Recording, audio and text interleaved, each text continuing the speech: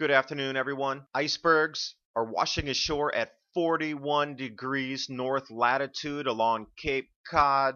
A rare event of ice covers most of Chesapeake Bay, and ice-breaking services from the U.S. Coast Guard need to run into overtime to keep the Hudson River as well as the shipping traffic from New York into Philadelphia along the river channels open.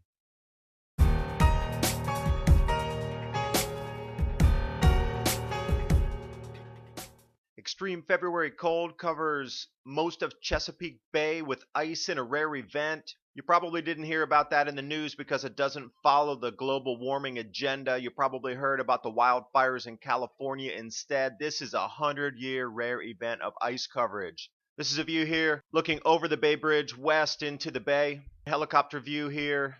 Look at the density of the ice. This is the MODIS Mid-Atlantic Ice Analysis. Red is 100% ice coverage along the east coast into the bays and estuaries there, and a water level view so you can see what kind of ice breaking needs to occur so these ships that deliver fuel oils, etc. can pass through. Battle to keep the Hudson open. U.S. Coast Guard doing a great job this year, keeping all the rivers, the Great Lakes with channels so our food supplies, oil, and things that we need for daily life can come through.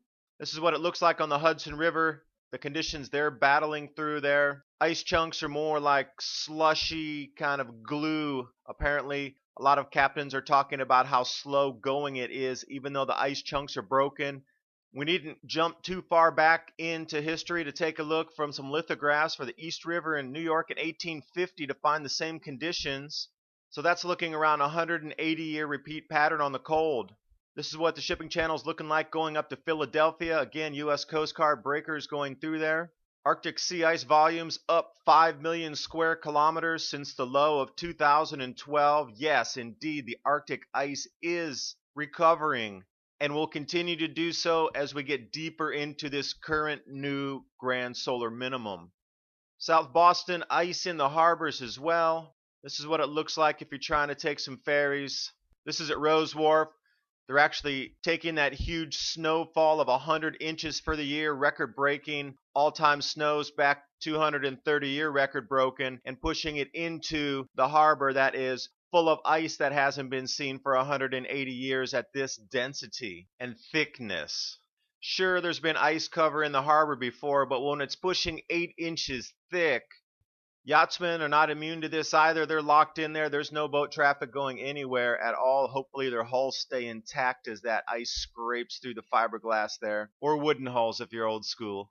I bet you didn't read about this in the newspaper either. The Coast Guard delivers emergency provisions to a Chesapeake Bay Island area that was locked in ice where they could not get in or out because of such ice density and such ice coverage that the boats that normally supply could not get in or out due to ice and cold, not heat. Oops, doesn't follow the global warming. I mean, climate change. Oh, they changed the name once again. Climate extremes that we've been fed in the media all the time, so it's not going to be reported. You generally won't find these kind of stories. Yeah, I forgot what they're even calling it now. Is it global warming? They've changed the name so many times because the old models didn't fit. What they predicted was completely off. None of the IPCC models have come to fruition. We just need to go back in history a little bit. Some lithographs from the Delaware River in 1775. George Washington crossing there. Look at the ice floating on the rivers. Here is the most anomalous event except for that world record snowfall total that just occurred last week in Italy with 100 inches in 18 hours. Icebergs washing ashore at 41 degrees north latitude in Cape Cod, just a bit north of Boston. If this ice was 1 to 2 degrees further south, it would be rolling up in New York Harbor.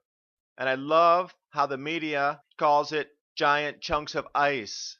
It makes it sound like a little ice cube. It is an iceberg. Small icebergs. Call them what they are. And I'll take you back again. Here's some icebergs in the Delaware River. George Washington. Same types of lithographs, same time period. And as we look out over this next solar cycle coming up, it's definitely going to be very, very weak solar cycle, ushering in an era of cold to be a continuing trend for the next 30 years. This is the first 2-year period of a 30-year cooling trend. If it's like this in the beginning for the first 2 years of a 30-year period, Think how intense it's going to get 5 years from now, 10 years from now, when the real cold sets in. The real cold has not begun yet. This is a precursor. Thanks for watching. Hope you got something out of the video.